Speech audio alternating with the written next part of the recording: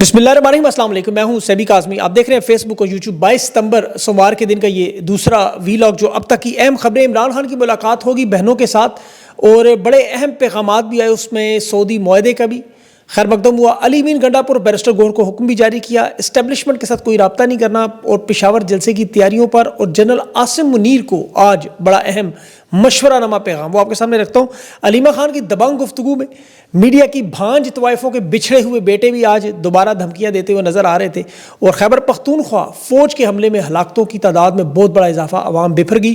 Khyber Pakhtunkhwa core commander house, governor house की तरह एहतजाज रवाना और असम्बली का इजलास भी हो रहा है, खिताबात भी हो रहे हैं, उस पर भी बात करेंगे। और सुप्रीम कोर्ट में अमरीकी नाज़िमुल अमूर की बड़ी अहम मुलाकात हुई 27वीं तरमीम के मामले पर। और मिलिट्री कोर्ट का भी आज तफसीली फैसला आया। सुप्रीम कोर्ट के काले करतूतों वाले जजेस का जुडिशनल कमीशन इजलास भी बुलाया गया है। अदलिया के हालात में भी तफसील आपके सामने रखूंगा। अमरीकी डॉलर तारीखी जवाल का शिकार है। मजमूई महंगाई और बेरोजगारी में डोनाल्ड ट्रंप की पॉलिसियां नाकाम नजर आ रही हैं। कल बड़ा अहम दिन, अक़वाम मुत्तहिदा में मुलाकातें हैं, फ़लस्तीन के हवाले से भी, अफगानिस्तान के हवाले से भी। और यूरोप का इसराइल पर पाबंदियों का मामला, पुर्तगाल ने आज फ़लस्तीन को तस्लीम भी किया। लेकिन सबसे पहले इमरान खान की जो आज बाकायदा सऊदी अरब के दिफा पर हरमैन शरीफैन के तहफ़्फ़ुज़ के मुआहदे को खुशाइन करार दिया गया। और ये पहले आपको मुख्तलिफ वीलॉग्स में बता चुका हूँ कि इमरान खान सऊदी अरब के दिफा पर इसे खुशाइन करार देंगे। मुक़द्दस मकामात की हिफाजत, आपको पता है, हर पाकिस्तानी के लिए फ़ख्र है। इमरान खान ने वही कहा। अब जो दूसरा बड़ा पैगाम जो इमरान खान ने कौम को 27 सितंबर के जलसे के लिए शिरकत की दावत दी, हिदायत की कि पेशावर जलसे में हर सूरत में हर बंदा शिरकत करे, जुल्म के खिलाफ और जमहूरियत के खिलाफ खड़े हों। देखें, ये आपकी आज़ादी है, इमरान खान की आज़ादी का मामला नहीं है। इमरान खान की आज़ादी तो इमरान खान के हाथ में है। ये 2-3 चीज़ें तस्लीम करनी है तो उनकी काल रिहाई हो जाए, इस निज़ाम को मान लें, 9 मई पर एतराफ़ जुर्म कर लें, एहतजाज ना करने पर खामोश हो जाएं, यकीन दहानी करवाएं, इमरान खान की रिहाई हो जाएगी। लेकिन खान अपनी आज़ादी के लिए तो लड़ ही नहीं रहा, वो आपकी आज़ादी के लिए, आइन की बालादस्ती के लिए, कानून की हुक्मरानी के लिए लड़ रहा है। इस यजीदियत के निज़ाम को तस्लीम नहीं कर रहा, जिसकी वजह से वो 780 दिनों से बेगुनाह के जेल में कैद है। और जो आज बयानात कैद में होने के बावजूद इमरान खान दे रहे हैं, वो तहरीक इंसाफ का कोई लीडर रीट्वीट नहीं कर सकता। इमरान खान का आज का जो बयान जनरल आसिम मुनीर के हवाले से, यहिया खान ने जिस तरह फ़ौज का कंधा इस्तेमाल किया, डिक्टेटरशिप के ज़रिए मुल्क में जुल्म और जबर का निज़ाम गर्म किया, उसी तरह 10 साल के इक़्तिदार की हवस में मुल्क को 2 लाख किया गया। आज फिर एक दफ़ा जनरल आसिम मुनीर फ़ौज का कंधा इस्तेमाल करके मुल्क में लाकानूनियत, फस्तायत और जुल्म का बाजार गर्म कर चुके हैं, जिसकी वजह से मुल्क 2 लाख हो सकता है। मैं आगे चल के आपको वादी तीर अफगानिस्तान का बताता हूँ, आपको अंदाज़ा हो जाएगा खान का ये पैगाम क्यों इतना है, क्यों ये आसिम मुनीर साहब को दिया गया। जलसे में शिरकत के लिए इमरान खान ने साथ बैरिस्टर सलमान अकरम राजा जनूबी पंजाब में अपने अहदेदारों को मुतहरक कर रहे हैं, अपनी जिम्मेदारियाँ भी वहाँ मुख्तस कर रहे हैं। जलसे के उन्वान है फ्री इमरान खान। और मेरे ख्याल में लेकिन जो खैबर पख्तूनख्वा में अब जो जुल्म और सितम शुरू हो गया, ये उन्वान वही बन जाएगा। तमाम कायदीन को तरीके इंसाफ के बड़े काफ़िलों की शक्ल में शिरकत करने की दावत दी गई है। और यहाँ से मुझे लग रहा है लॉन्ग मार्च का मामला ना शुरू हो जाए, क्योंकि ये जलसा अब खैबर पख्तूनख्वा के जो हालात हैं वो आगे चल के उस पर बात करते हैं। इसके अलावा इमरान खान ने जो तोशा खाना का 2 केस चल रहा है, उसमें 20 गवाहान के बयान आज रिकॉर्ड हो चुके हैं, 18 पर जरा भी हो चुकी है। और समात के वक्त 3 बहनें भी खान की मौजूद थी, बुशरा बीबी की भाभी भी मौजूद थी और खान के वकला भी थे। 24 सितंबर तक अब ये मुलतवी हुआ है।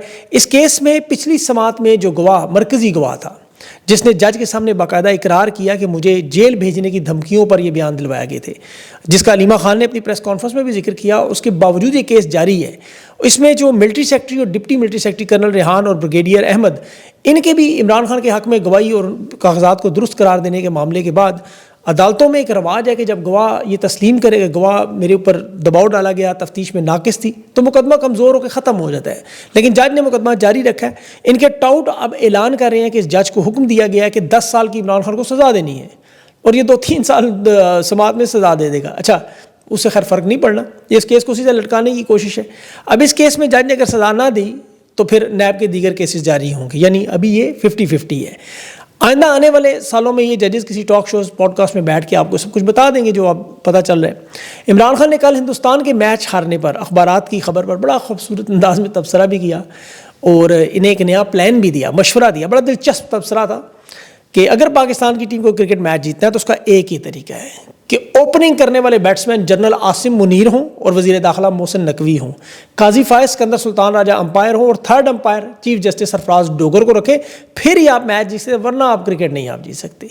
इस बदतरीन फस्ताहियत में, जुल्म में भी इमरान खान इन्हें आईना दिखा रहा है اور پھر یہ ان باتوں پر بڑا غصہ کرتے ہیں, ناراض ہوتے ہیں کرنل صاحب, جنرل صاحب, پھر یہ ٹاؤٹ چھوڑتے ہیں. اڈیالہ جیل کے باہر جو ٹاؤٹ نظر آیا آپ کو, پہلے ایک انڈا مارنے والی مرغیاں تھیں, آج وہ ایک بدتمیز قسم کا ایک شخص بھی تھا, آج ایک اور ایسا ہی ٹاؤٹ ISI نے چھوڑا. اور یہ رضی دادا کی وہ فوٹو کاپی لگ رہا ہے, انتہائی بدتمیز اور بدماشی کے انداز میں جو دھمکیاں دے رہا تھا کہ علیمہ خان میرے سوالات کا جواب دیں ورنہ اگلی پریس کانفرنس میں ٹاک نہیں کرنے دوں گا. مطلب مجھے تم نے کون سے سوال پوچھنے ہیں, اسی سے امتحان دینا تم نے یہاں. یہ جس چینل پہ کام کرتا ہے اس کا نام بھی وہ پرانا سچ ہے شاید, یا کھڑا سچ ہے, پتہ نہیں کچھ اس طرح کا نام ہے. ان لوگوں کو تو یقین کریں ان کی وجہ سے صحافی کہتے ہوئے بھی خود صحافت پہ شرم آنے لگی ہے. یہ مریم نواز کے پاؤں دھو کے وہ پانی پینے والے لوگ ہیں. یقین کریں آصفہ زرداری کے سامنے آنکھ نہیں اٹھا سکتے, چیخ چیخ کر گلے سے لے کے دم کا جو زور یہاں لگاتے رہتے ہیں.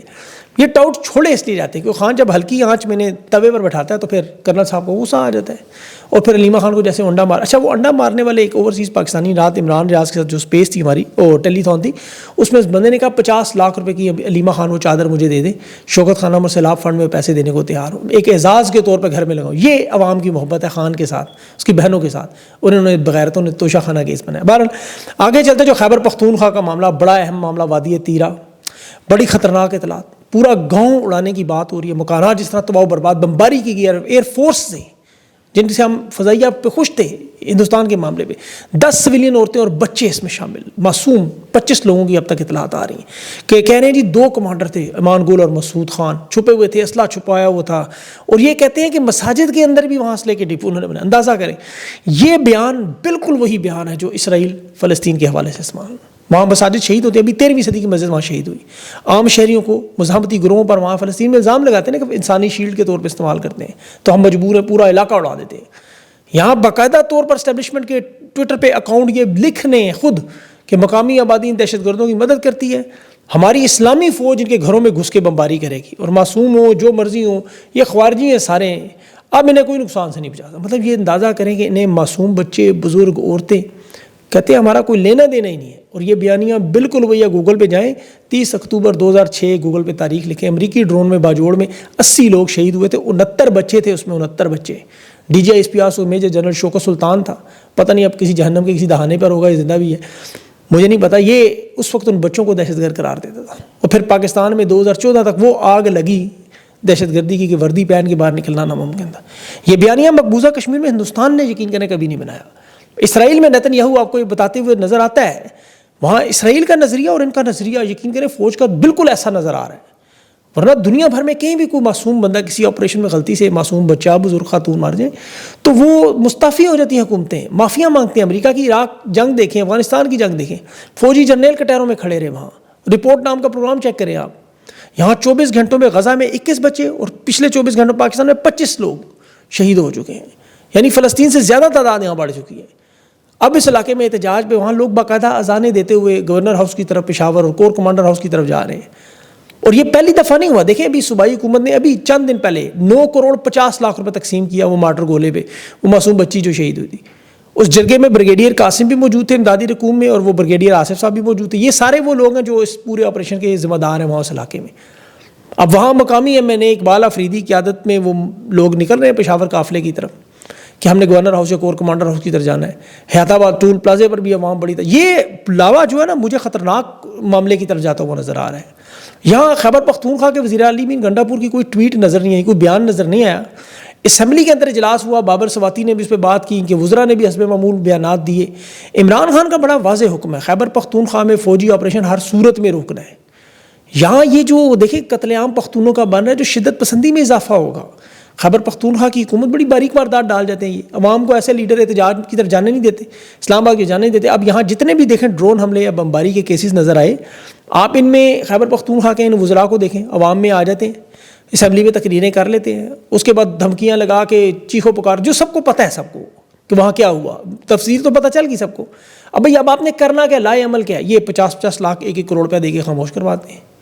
اس آپریشن کو روکنے میں اگر یہ خلوص نیت سے ان کا حل ہے, وہ سپریم کورٹ میں پٹیشن دائر کریں, FIR درج کروائیں, علی مین گنڈا پور کی سربراہی میں تمام کے تمام KP کی اسمبلی وہاں پارلیمنٹ کے سپریم کورٹ کے سامنے جا کے بیٹھ جائیں, دھرنا دیں, آپریشن خود رک جائے. کہ نہیں اٹھیں گے جب تک یہ معاملہ حل نہیں ہوتا, لیکن یہ کریں گے نہیں, کیوں نشستیں جاتی ہیں, حکومت گر جاتی ہے, جی گورنر راج لگ جائے گا. یہ اپنے ساتھیوں کو یہ بتاتے ہیں. برسوگور کا بیان آپ دیکھیں مشن نور پہ کہ جی کہاں سے چلا ہمیں نہیں پتہ، کس نے چلایا، پارٹی کا تعلق، پارٹی کا واقعی کوئی تعلق نہیں، لیکن یہ اسمبلیوں کو نہیں چھوڑنا چاہتے. یہ نون لیگ کی حکومت کی طرح دیکھیں شہباز شریف کی حکومت بھی اس وقت اتنی مضبوط نہیں جتنی خیبر پختونخوا میں علی امین گنڈا پور کی حکومت مضبوط ہے. بیرسٹر گوہر کی نشست قومی اسمبلی میں اتنی مضبوط ہے جتنی شاید ایاز صادق کی اسپیکر کی نہیں ہوگی. یہ اسٹیبلشمنٹ ہے فارم 47 کی حکومت جس طرح شہباز شریف بھی بنائی، اسی طرح خیبر پختونخوا کی بھی بنائی. قومی اسمبلی میں سینٹ میں جو لوگ نظر آ رہے ہیں، ورنہ جمشید دستی کو 1 ڈگری پر 7 سال کی سزا دے کے نکال دیا، 3 دن پہلے جج لگایا. تحریک انصاف کے جتنے لوگوں کو سزائیں ہوئی آپ نے دیکھیں کہ کوئی گرفتار ہوتا ہے وہ آپ نظر آتا ہے آپ کو، وہ تقریریں بھی کر رہے ہوتے ہیں سب کچھ. یہاں فارم 47 کی حکومت کی طرح انہیں پروٹیکشن حاصل ہے کیونکہ کام وہی کروانے ہیں جو شہباز شریف سے چاہیے.